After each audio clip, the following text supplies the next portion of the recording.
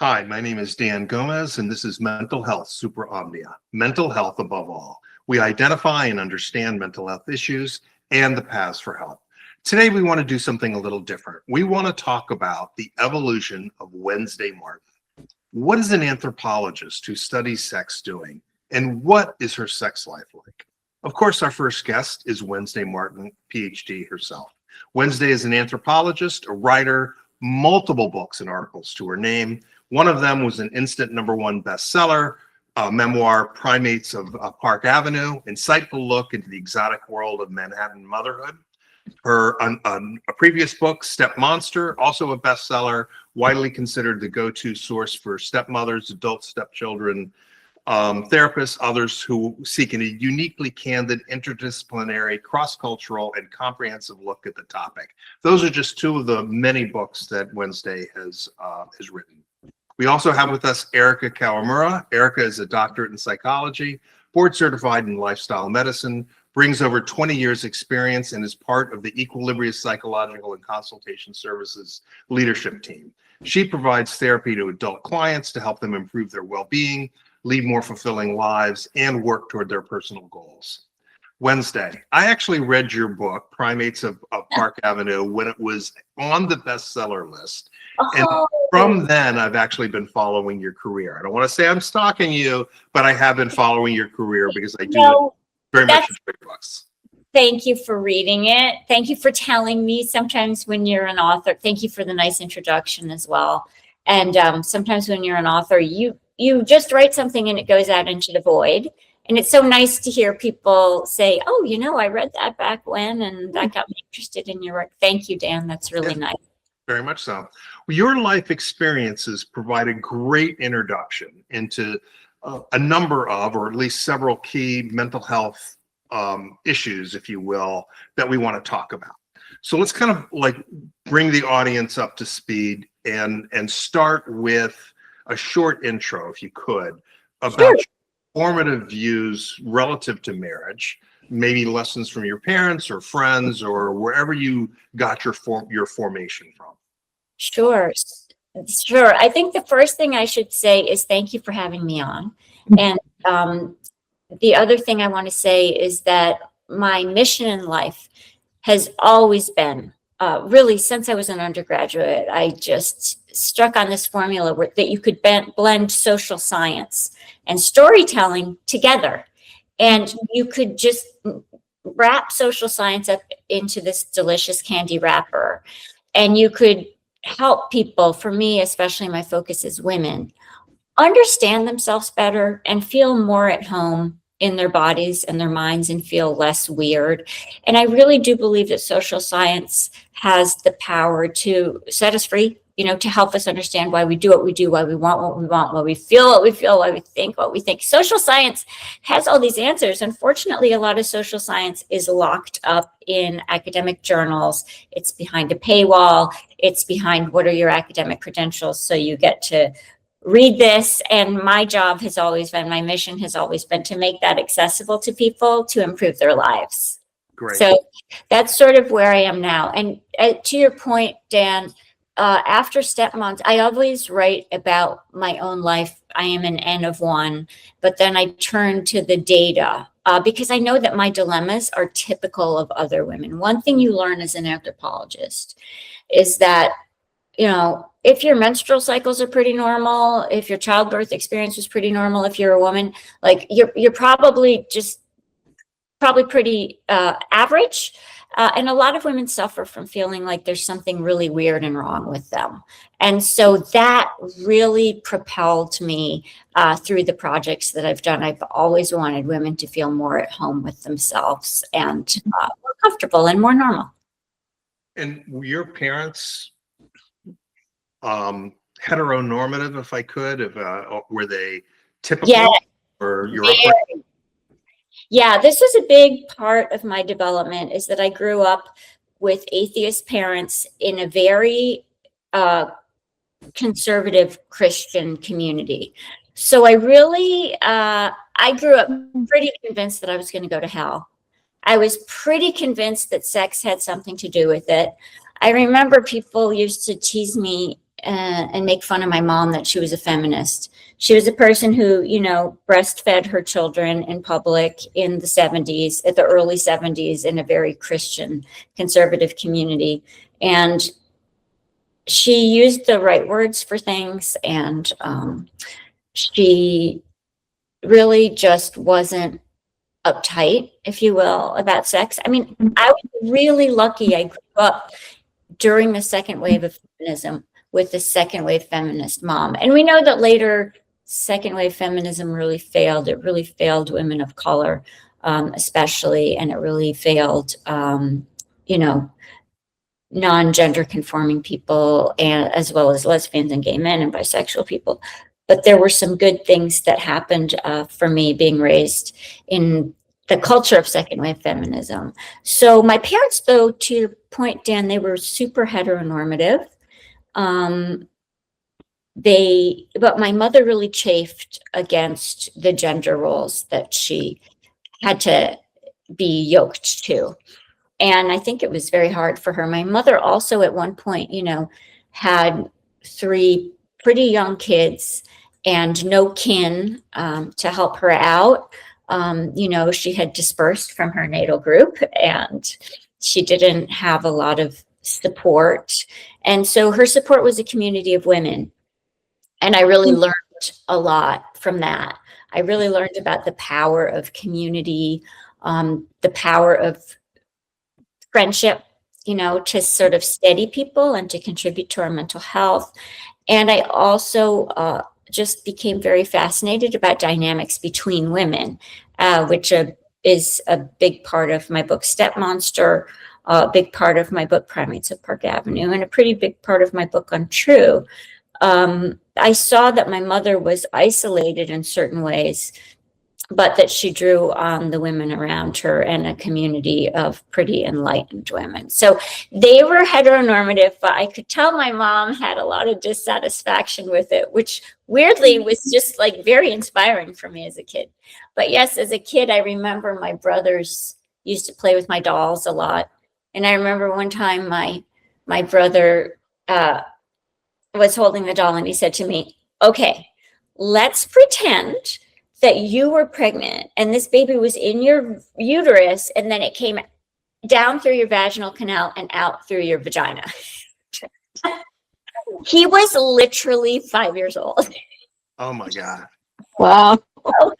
So I'm really grateful that I was raised in a household where we talked about how things are. And I think it set me on a course to want to understand how things are for women across the board. So the only thing that I want to set the record straight on is that they weren't dolls for him. They were action figures. But that's just This was another beautiful thing about second wave feminism, right? Boys were playing with dolls. We had a whole discourse of equality that we tried to execute, and it's so different from where we are now with the manosphere and sort of lethal masculinity at the helm of our culture, taking us to very dark, disturbing places. It was a very healthy way to grow up within gender roles, even though my parents were pretty traditional. My mom worked at home and my dad was out of the home, and my mom was really frustrated with that and so on. But yeah, they probably did think of them as action figures. These babies are being born so hard and it's so cool. just sharing. So you've written a few books. We've mentioned just 2 of them. Are you still focused in on writing and anthropology, or have you shifted to something else? I've shifted. My first book, I should say, was about Marlene Dietrich as sort of a confounding figure who kind of confounded our ideas about gender roles and sexuality. And then, yes, I did write Step Monster after that. And then I wrote Primates of Park Avenue, Untrue, which is about women and non-monogamy. And I also wrote a book, an Amazon original book called The Button, which is a natural history of the clitoris. And then at a certain point, I think due to a lot of psychotherapy and coming into my 50s, I just decided writing books was kind of hard on my body and my mind and kind of isolating. So I just decided that it would be interesting to follow through on my interest in sex and get, study sex officially as a scholar, which I had been doing for 3 decades, and get certified as a sex therapist. So I'm in the end stages of, that sounds terrible. I'm finishing up my certification in sex therapy, and it's been a really exciting adventure. And I'm very typical of my cohort of women my age in that I did a big surprising pivot. I think my 50s for me and for women in general have been this really dynamic developmental stage for me. Sure. Yeah, so that's part of it. Yes, so it's, shifting to having clients, people for years would say, "Can I talk to you about mean girl moms?" And I would refer them to somebody, or "Can I talk to you about, my struggles with monogamy?" And I would make referrals, and now I can refer to myself as well as you guys. Excellent. Excellent. Now you're an anthropologist by training, okay? Author, now a sex therapist or about to be certified. Training, CSC and training. Yeah. All right, in training. What about your marriage? Is it a typical marriage? Is it atypical?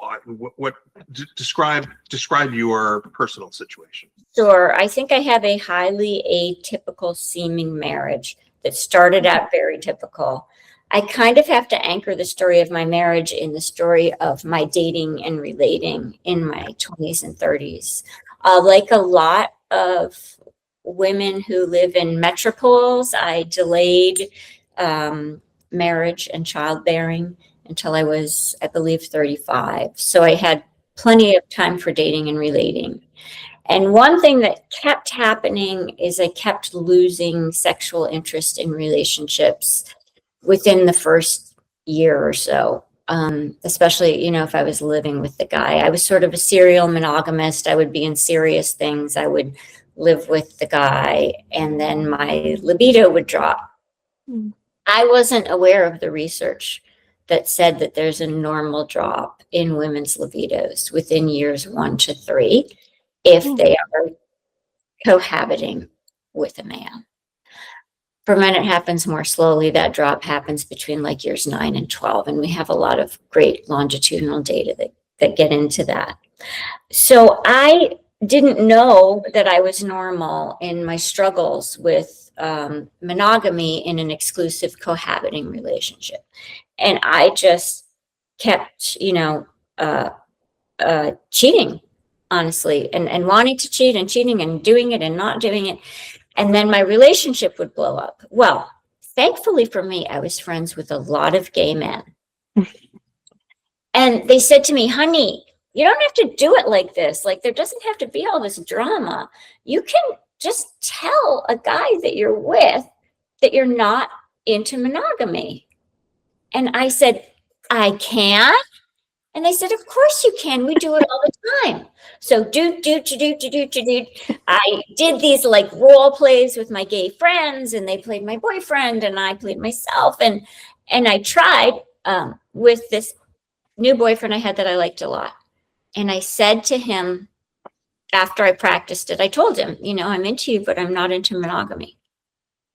When I tell you that all hell broke loose and that I said to myself, "Wow, I will never try to have that conversation again. That really didn't work." Because look, straight culture is different from gay culture. And gay men really, I like to say that like people of color really taught us about polyamory, but we just didn't give them a fancy name for it until white people started to do it. And in the same way, gay men really sort of gentrified or like brought into the public or sort of, introduced us to non-monogamy as a culture. And so I was just trying to cross something from their culture into my culture, and it was unsuccessful. In time, it became much more normal, but still, by the time I got married, we did not even have a conversation about what will this marriage look like. I was married in basically the year 2000, and at that time, it was just presumed that you would be monogamous and exclusive and live together.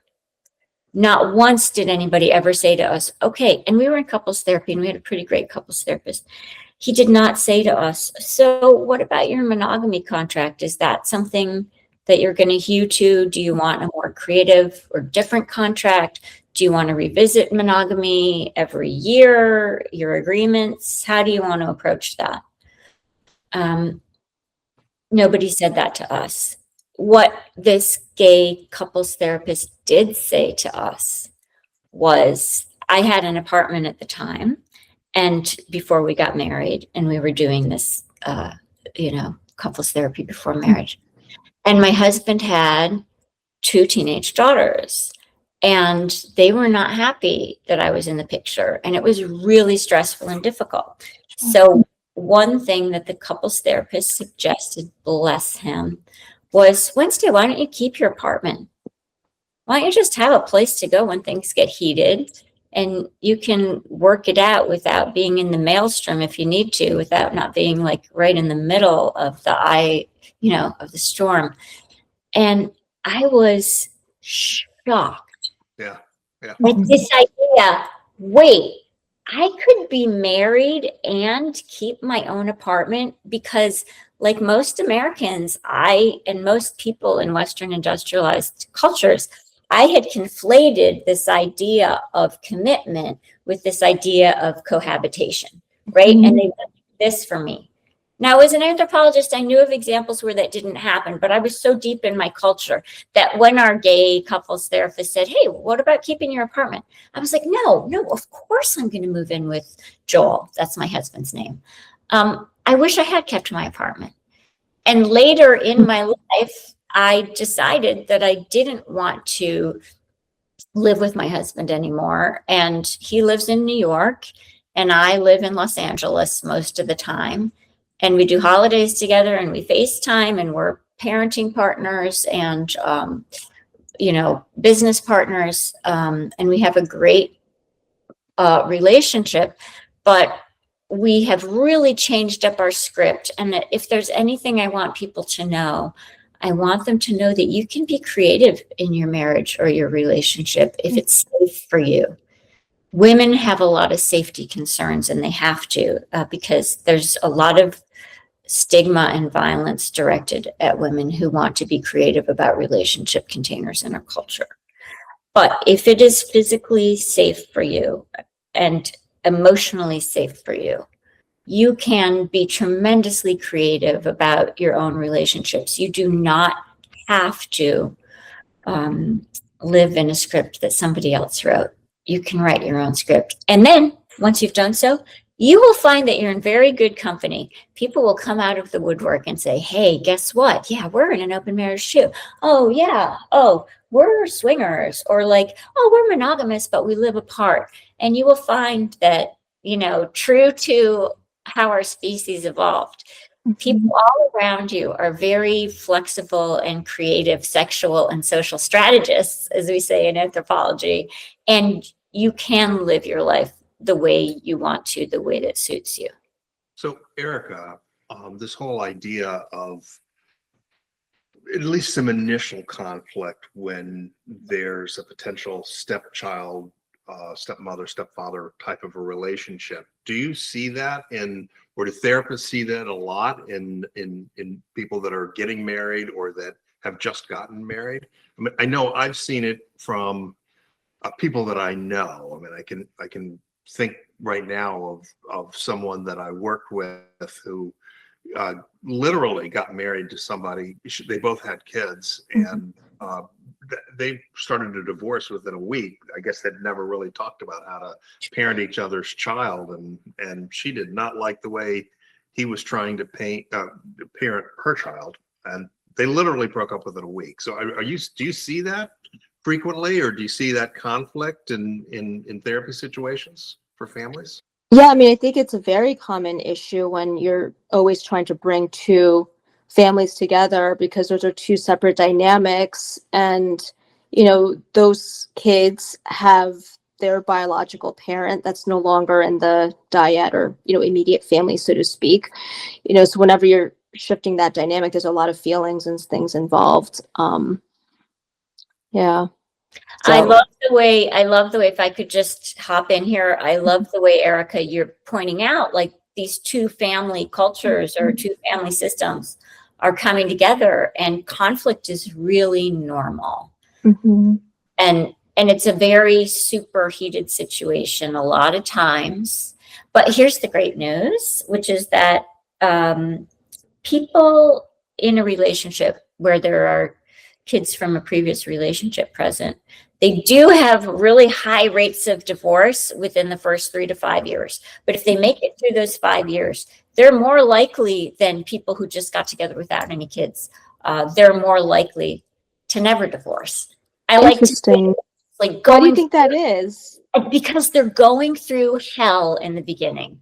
They're Oh, and going, they're they're able to like learning, if it all communicate. goes well, yeah, they're learning to integrate. They're learning to have a creative script about their kids. Like, oh yeah, we can have 2 Christmas trees at Christmas time. Or like, oh, that's how you guys make latkes. This is how we make them. And they're learning. And if all goes well, that makes people really bonded, the couple, that. And like what you were saying with like even with the simple like Laka, example is like everybody's like kind of pitching in their ideas and even the kids included and Yeah. all of that.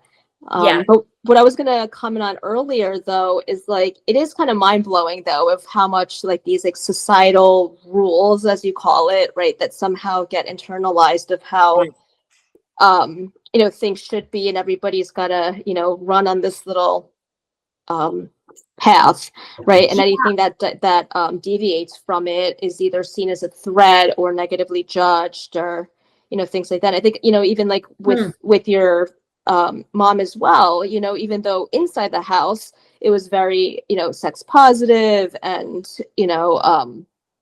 be who you want to be, but then like there was like this sense of like, oh, but we have to make sure we still follow the unwritten rules, like so to speak.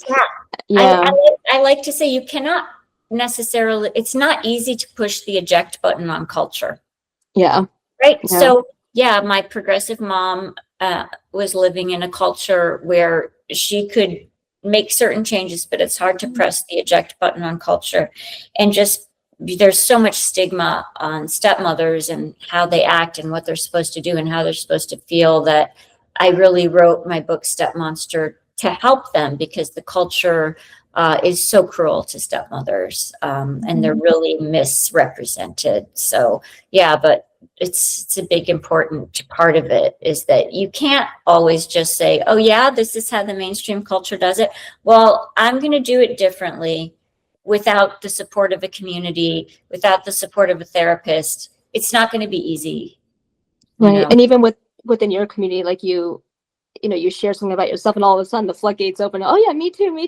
Like, with the whole like swingers. And so it's like, it is really amazing that it's all like closeted still, and yeah, this really happened a lot when I pivoted from Primates at Park Avenue, which is about wealthy moms, very conventional on the Upper East Side, who stay home while their children are young and become economically dependent on their husbands in most instances, and hew to very traditional gender roles.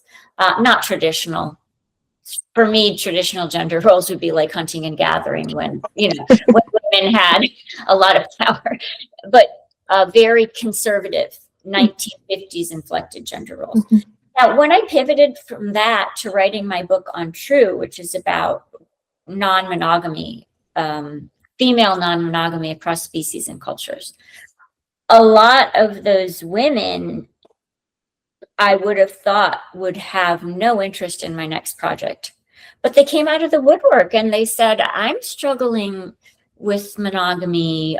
Tell me about this. Oh my God, I read that you went to a sex party for research, like a sex party of all women. Like, what was that like? And I even, connected with women who had led these very conventional seeming lives on the Upper East Side. And then their kids fledged and they decided, I want to be with a woman, and I don't have to cook dinner for anybody anymore. And I want to have bourbon for dinner.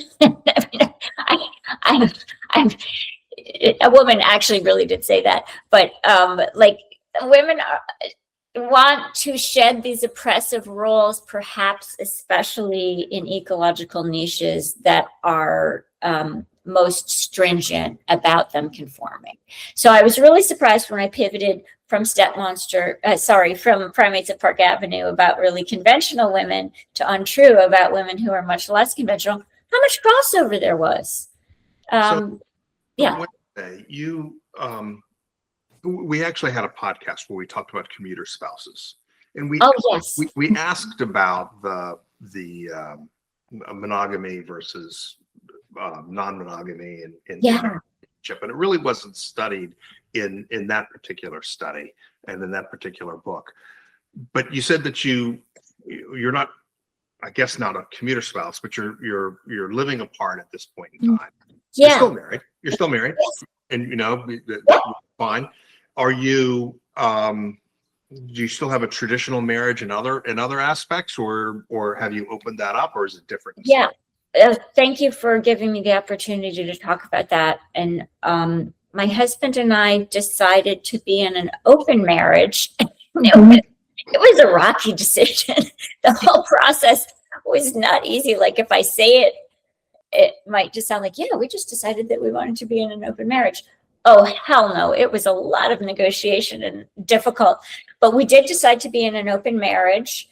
And we decided that maybe 8 years ago. And it has evolved from there. And so my husband and I really had to walk the walk once we decided to be in an open marriage. And if anybody had ever told me, when I was a little girl, we would pretend to be brides. That's how I was socialized. I would dress up as a little bride. That was dress up for me. And if anybody had told me at that age, so guess what?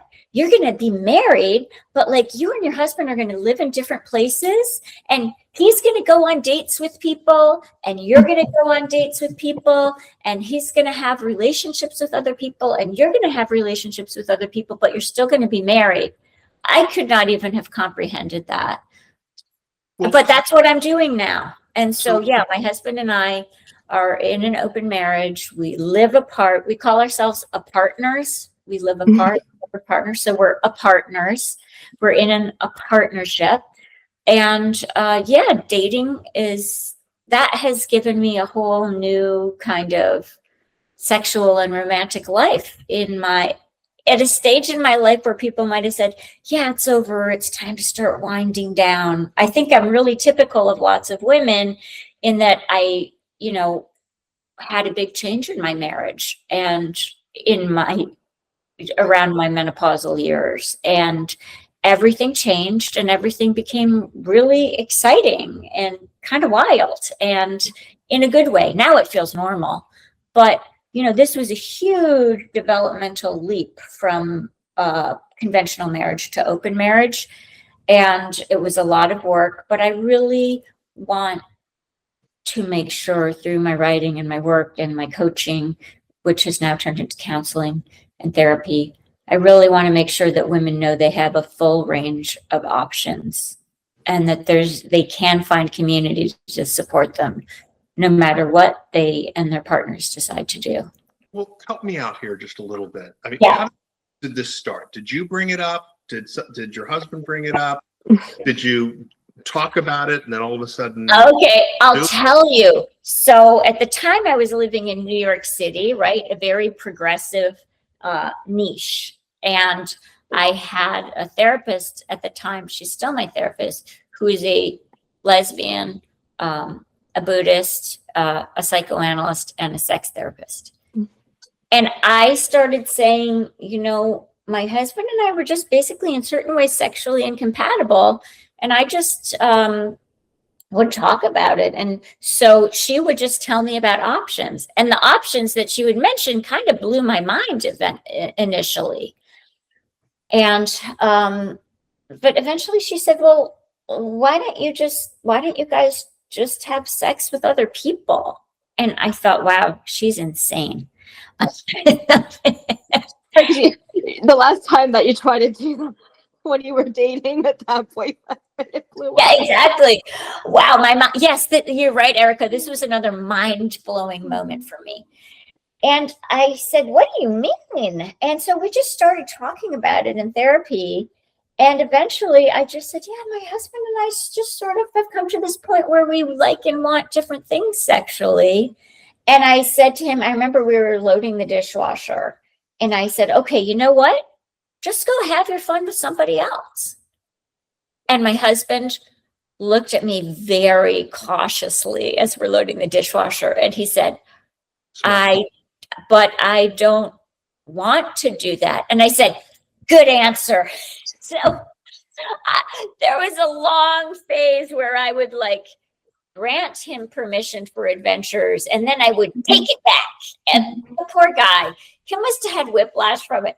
But eventually we did decide to open that way. And we tried it out and we tested the waters, and with a lot of therapy and talking and bringing a couples therapist into it again, it started to work out. And then my husband, being the really cool person that he is, just kept saying, but what do you want? But what do you want? But what do you want? And we tried being together with the person that he was with. We tried what people call threesomes. And that was fun and interesting. But eventually what we settled on was that we both wanted to have kind of independent sex lives and date and relate and have sex with people independently. And it works for us. And it works for us because we've found community. It works for us because we don't feel like there's anything weird about that. And it works for us because we can have conversations about it. For some people, it might be a disaster, but I think anybody can do it if it's safe for them and they know how to communicate about it and they know how to check in about it. So for us, it was this great adventure, but it wasn't without a lot of bumps and jealousy and mistrust and working through stuff and talking to each other. But again, if you told me as a kid or even as a married person in my 30s or 40s, yeah, your husband, you're going to break up with a boyfriend and your husband is going to be your best advisor about that, I would have said, that does not sound feasible. So what was I guess one of your biggest fears, or the part of you that's, never mind.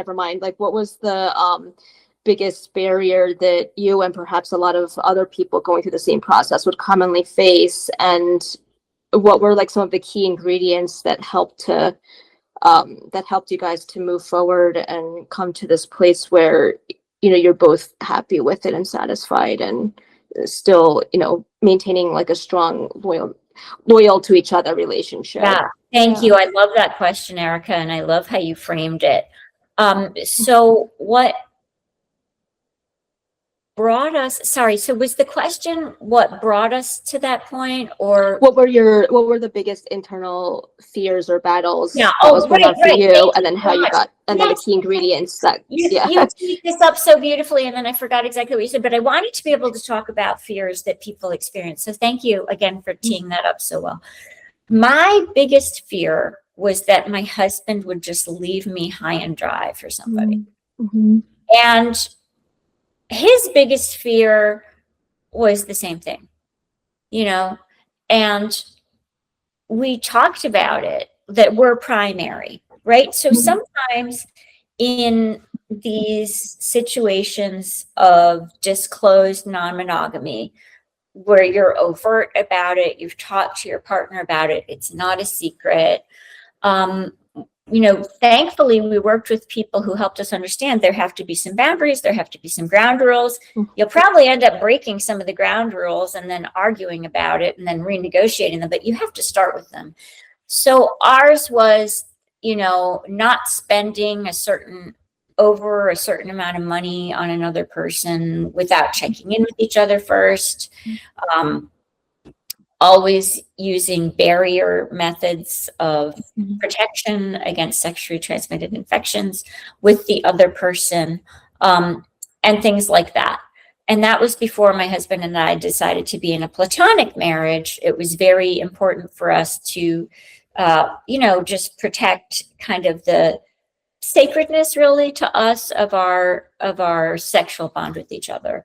Once we decided to be in a platonic marriage, we still kept a lot of those rules for ourselves, for our own safety, such as barrier protection and the money piece. So those were really big for us: sexual health and finances. And I'm hearing a lot of that open communication and back and forth. And yes, what helped us get through that was working with this fantastic therapist named Mark Kaup. He was a person who did EFT. And he tried so hard to introduce non-monogamy to the EFT community. And as you guys know, about emotionally focused therapy, its founder, Sue Johnson, was very focused on the dyad. She's very focused on the pair bond. She was.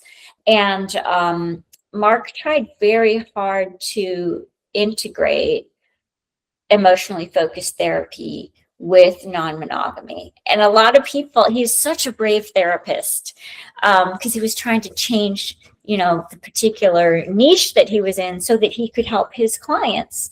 And it was really a struggle that he went through. And we were really lucky to work with him. And he kept us on track, and he kept us communicating, and he kept reassuring us. And he kept talking about his other clients. That was so normalizing for us. And he kept recommending resources, like we lived in New York at the time, and he recommended Open Love New York. He did all the things that a great therapist does to help a couple who is trying to get into a non-monogamous way of being with each other, and to stay committed to each other in the process. So, Erika, before you ask or engage again with Wednesday, let me just say this. I feel like I'm a kid that has walked into Baskin Robbins and there's 32 flavors, or even more than 32 flavors out there, because I'm hearing platonic marriage, I'm hearing open marriage, I'm hearing threesomes, or whatever it was, the way you brought it up. Obviously, lots of different varieties. In practice, are you in therapy practice? Is it a big world, as big a world as I'm imagining here? Because every time Wednesday says something, and they're like, oh my god, look at this. Is it a giant world here, or what are you seeing? I think I have to say it depends on that, because of our society. I think there just has to be a lot of that trust with the therapist, because I think even in our continuing education, or just all of that stuff, right? Sex is still taboo. Some therapists kind of don't ask, don't tell, shy away, and stuff like that. So my hunch is there's a lot more going on than that it comes to the I almost said bedroom, the office. But I think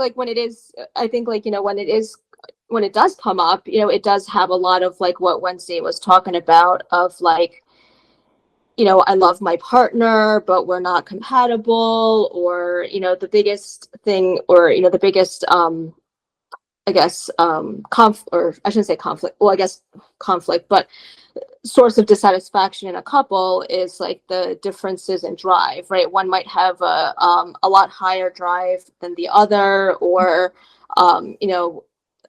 they might like different things, or one might be more into exploring and experiencing different kinds of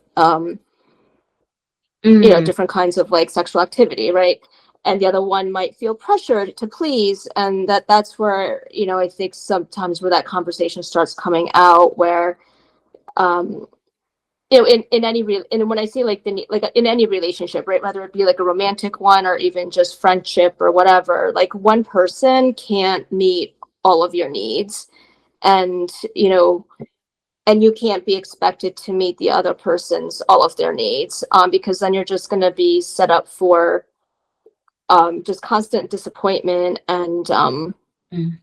frustration, and you know, why can't you, and it's not fair to the other person, right, and nor it is to you. So I think sometimes in these, you know, when you start exploring these non-monogamy relationships, that might be something to kind of think about, where you know, I hear, so when it does come up, I hear a lot of relief, you know, on the partners, where they don't have to constantly make it about the other person and trying so hard to please the other person that, you know, is outside of their comfort zone.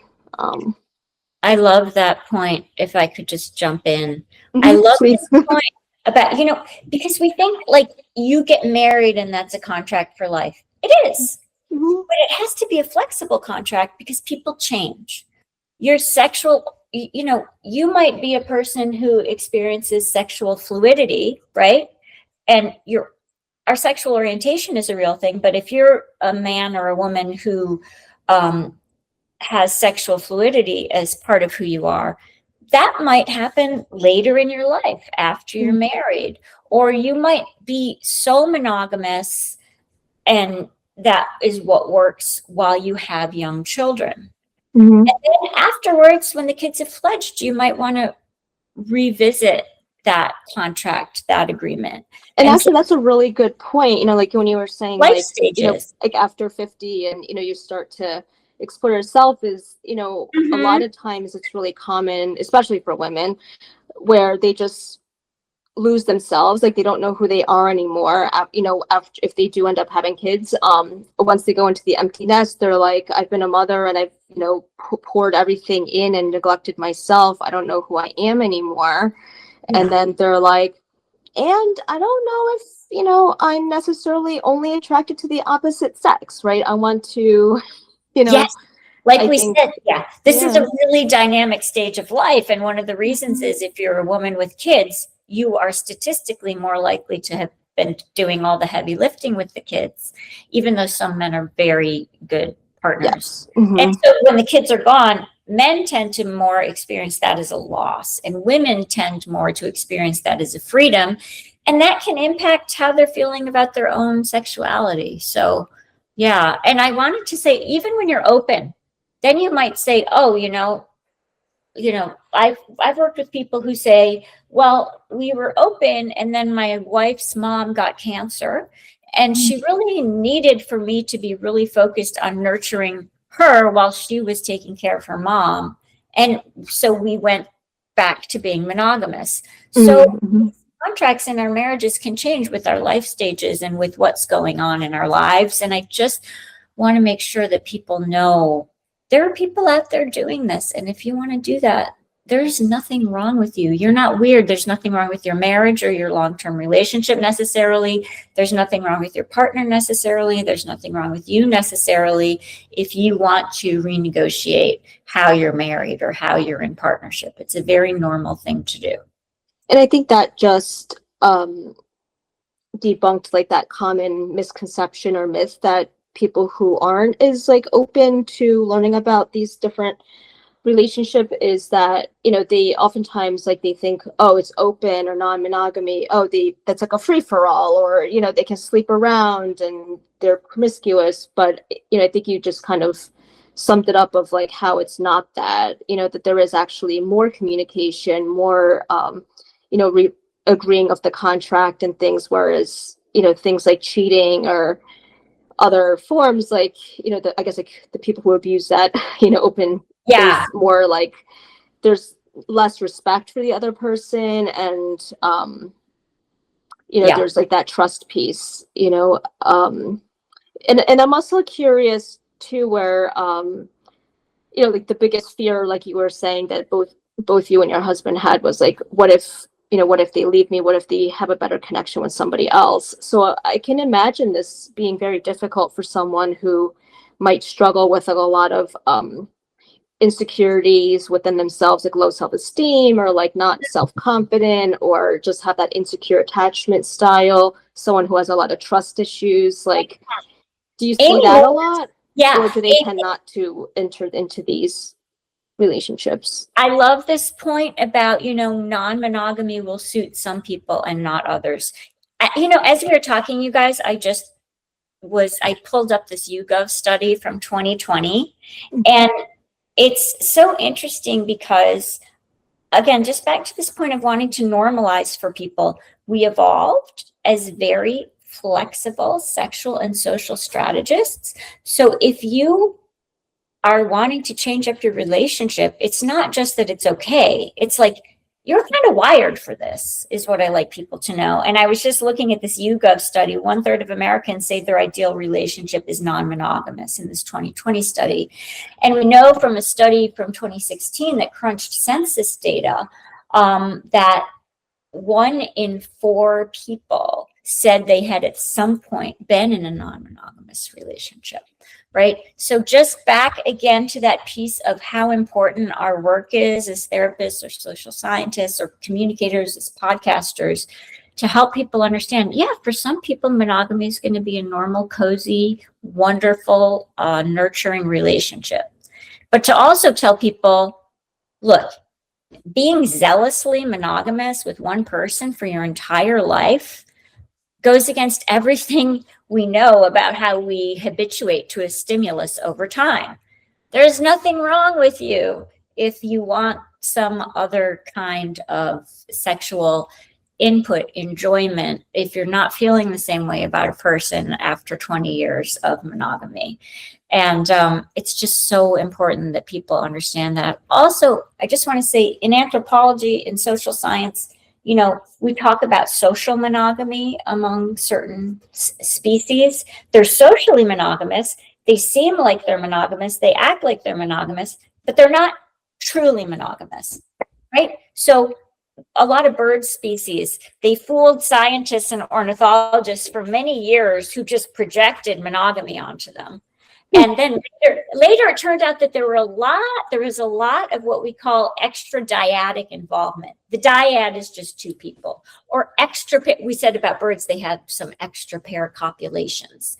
And people were like shocked about this. But among all species, what is highly unusual is true monogamy. And what is pretty common is social monogamy, where you look monogamous and you act monogamous, but you're doing some other stuff. So for humans to want to experiment with non-monogamy, I couldn't think of anything less surprising in terms of my training. Wednesday, let me ask you 3 quick questions. Just tell me what pops into your head. Mm-hmm. First of all, both you and Erika have been talking a lot about communication. And is that level of communication or that need for communication relevant both in a poly situation and a non-monogamous situation as well as a monogamous situation? Or is it only needed in one? I'm going to say that if you want to be in a non-monogamous, an overt non-monogamous situation where you're not hiding it, you have to be a black belt in communication. I always say when people come to me for coaching, and they want to be non-monogamous, and a lot of times it's men coming to me saying, yeah, I don't know how to approach this. I want to talk about it. And I want to suggest it. And I say, well, first you need to get your black belt in communication skills. Like, this isn't about like, we know that the most jealousy and stress happen in don't ask, don't tell relationships. Mm-hmm. Poly people and swingers and people who are talking about their non-monogamy and have a community, they do much better than people in arrangements like me and my husband, where it's like, you do your thing and I'll do my thing. People in those kind of arrangements generally don't have as much social support, and they're generally not open to the world about their non-monogamy. So who are the people who do really well with non-monogamy? People in communities that are non-monogamous and talk about it, and people are talking to their partner about it. So Dan, I think it's super important, both if you're monogamous or non-monogamous, get that black belt in communication skills, especially the men. You guys catch up with the women in your life if you're heterosexual, or catch up with the other man in your life if you're gay. Everybody in relationships with men tells me, wow, I wish he communicated better. So what a great holiday gift. Hey, I'm going to therapy. Good advice. Good advice. Let me ask you my second question. Can I generally describe your situation as being very sex positive? And do you clash with those that are more what I'll call normative, if I've used that term correctly? Oh, I loved Erika's point earlier. I love this question. I loved Erika's earlier point that a lot of therapists and counselors don't feel comfortable talking to their clients about sex. So I have found when I was writing my book on True, I remember going to a dinner party and I was sitting next to a couples therapist and he asked me what I was working on. And I said that I was working on a book about non-monogamy, including people in open relationships. And this therapist said to me, literally turned to me and said, those people are sick. It is very unhealthy. And there was so much judgment and passion that they're a couples therapist. And this guy was a couples therapist. Now, the generational piece comes in here. He was older, quite a bit older than me. But that he had these harsh judgments in spite of his training as a couples therapist, that he had these harsh judgments, that he felt perfectly fine expressing them. And that he was so firm in his conviction that he knew what was best for other couples was really eye-opening for me. Well, that really kind of reinforces like this is what a couple should look like, that socio-normative, right? This is what how things should be, versus like, are you hurting anybody? Are you both okay with it?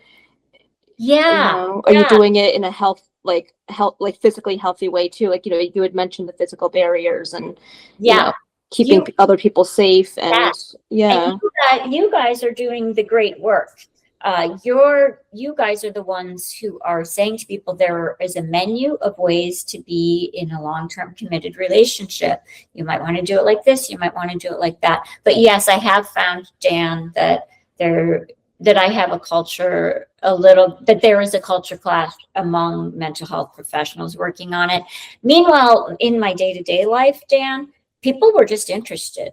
People were just fascinated. People just wanted to know. In the same way, when I was younger, that I was fascinated that my gay male friends had these discussions with their partners, had these arrangements, had these agreements, and that they didn't always work perfectly smoothly, but they worked for them. So yeah, I find that there's a lot of judgment, but there's a lot of fascination. I can understand that. So third quick question. Explain why you think marriage isn't monolithic, why a traditional marriage may not be for everyone, although it could be for many. So a traditional marriage, in my view, would be what our ancestors and ancestresses did. And it was our evolutionary legacy is equality and sexual autonomy.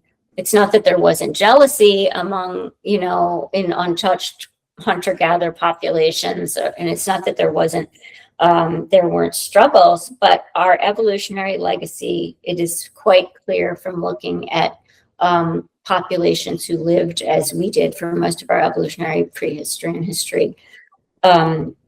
This new narrowing of options only happened 10 to 12,000 years ago. And if people are interested in those details, I go into great detail in my book on True about how that happened, about how we went from relatively autonomous sexual beings and egalitarian beings to the hierarchized patriarchal arrangements we live in today. But there are many ways to be married, and we lived them all. If you look at the worldwide ethnographic data right now, you'll see that the way we decide to partner or not is really tied to our ecology, right? So there are parts of China and Tibet where polyandry is really common, and women will have numerous husbands. And one of the functional reasons for that is that agriculture there is really tough, and being with several men helps ensure that the household's going to be provisioned. And you will also find that there are ecologies where men outnumber women, and in those situations, there might be polyandry. We look at also in my field, we will look at a situation closer to home. For example, neighborhoods in urban environments where, because of systemic racism, there are very high rates of male incarceration. And you'll see around that there are creative sexual and social strategies, right? So mothers in neighborhoods impacted by systemic racism and high rates of male incarceration, a lot of times they will be very creative about who is kin, right? And they will have elected kin, and they will rely on community members and extended family members. And also there might be these flexible arrangements where men, since there are fewer men, might have multiple partnerships. And white people were really judgmental of that when Black people were doing it. And then when white people started doing it, we called it polyamory, and we said it was great. So my point is that worldwide, and even close to home, we have always been very creative about our social and sexual arrangements. Did I answer your question, Dan? You did. So Wednesday, I've loved our discussion. I know I want to be respectful of your. Thank you. I would very much like to talk to you again about both the stepmother relationship as well as menopause, because you brought up menopause several times. So yeah. if we could have you back to talk about that, that would be great. I'd like to give each of you 1 minute to summarize either our discussion or what's important to you or what you're working on right now. Wednesday, I'm going to go to you last so that you get the last word. Thank you. Erika, over to you. I can't wait to hear what Erika's up to. Well, no, thank you so much for your time. This was an amazing. You just have done just like such fascinating work, and I love just pushing the boundaries and kind of getting out like things that people are afraid to talk about out and things, and sharing your story. And I think it'll give a lot of people some hope. And I'm going to steal this quote from one of your previous podcasts, if you don't mind. But but non-monogamy is not pathologizing, don't pathologize non-monogamy. And I really, when you said that in one of the other previous podcasts, I thought it was like a really lovely way to say it. So, but I think, if people are feeling this way, or thinking about it, exploring about it, I think the key ingredients that Wednesday shared was, the constant communication, expressing your needs, expressing your limits, not being afraid to say no if you're not, if you're not up to, feeling comfortable to have that be a part of the contract, so to speak. And it's not a free for all. And, so, yeah. Okay. Wednesday. Oh, I thought I was going to get to hear about what Erika's doing in her work. Maybe after this is over, I really want to hear what both of you are up to in your work. But let's see. So to summarize this podcast, well, first of all, I just want to thank you guys for being open to discussing some of the more taboo topics. That I'm always drawn to topics that are culturally taboo. Like what could be more interesting, right? Than the things we're not think about and do. So thanks for your open-minded gaze on these topics and letting me talk about it. And thank you for encouraging me to talk about my personal life. I don't think enough researchers do that. And I think the fear is that we'll seem to be endorsing something. So if I could just say in summary, I'm not endorsing anything. If monogamy is for you, how wonderful. If polyamory is for you, how wonderful. If you and your partner decide you want to be in a don't ask, don't tell relationship, how wonderful. My perspective as an anthropologist would be just please don't call your non-monogamy ethical, right? People aren't more ethical. They're just luckier. They live in a niche where they're allowed to talk about non-monogamy, as opposed to niches where women might experience, or men too, might experience lethal violence for being non-monogamous. So that's a big thing that I work on now, since you asked, Daniel, is that I am sort of beating this drum a lot of times because I think language is very important. I'm trying to get journalists and therapists to consider, are you setting unrealistic expectations and really kind of discriminating against and judging other people when you use the term ethical non-monogamy? And I feel the same way about blended families. Blended family, I've been asking journalists and therapists, hey, would you please consider whether you're setting unrealistic expectations when you use the term blended family? So I would just also say that my training as an anthropologist has taught me that the language that we use is really important. And so thanks for you guys bringing into your listenership and your patients, your clients. Thank you for just bringing these topics into the sunlight and for letting me talk about it. Thank you. Thank you for the focus on language and on communication. Let me close by saying our sponsor today is Equilibria Psychological and Consultation Services. It's an insurance-based provider whose mission is to help individuals achieve their personal potential and long-term growth by compassionately and respectfully helping clients live in balance. Visit equilibriapcs.com, equilibriapcs.com. You can look for them on Facebook, Instagram, and LinkedIn. You can also look for me on Instagram, Daniel J. Gomez 24, and on LinkedIn. Now for the disclaimer. I am not a medical professional, and I am not providing medical advice. The opinion of our speakers is solely their own. This podcast is copyrighted and cannot be reproduced without the express written consent of EPCS Management, LLC.